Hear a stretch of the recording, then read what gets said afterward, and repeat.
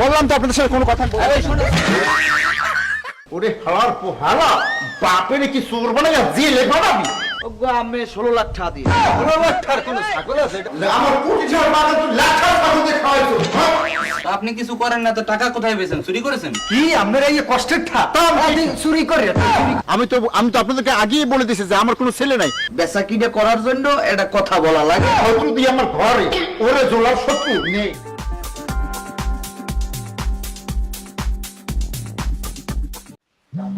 এখন মন চায় সবার একটু পরে এক সাংবাদিকদের মধ্যে আছে আমি কি করতে কে আছে সাইডে যায় হ্যাঁ আমার কোটি টাকার মাথা তুই লাখার মাথাতে খাওয়াইছো এখন এইগুলো সহ্য হয়। হ্যালো ভাই আরে ভাই আপনাকে কতবার বলবো যে সিফাত পাবে আমার কোনো ছেলে নেই। না না বাবা আমি বিশ্বাস করি না তুমি এই সামান্য এই করে টাকা লাগা আমার অস্বীকার করতে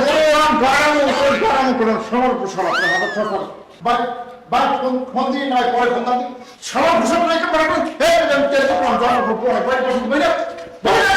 সামনে বাইরে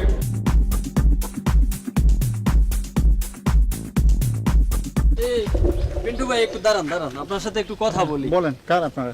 এই আমরা সাংবাদিক। বলেন, বুঝতে পারছি। যে আপনার ছেলে যে শিফাত আর হ্যাঁ, ওই যে 13 লক্ষ টাকা দিয়ে আপনাকে কে বলছে আমার ছেলে ভাই? আমি তো আপনাদেরকে আগেই বলে দিয়েছি যে আমার কোনো ছেলে নাই, আমার একটা মেয়ে বেগম প্রায় থাকে ভাই।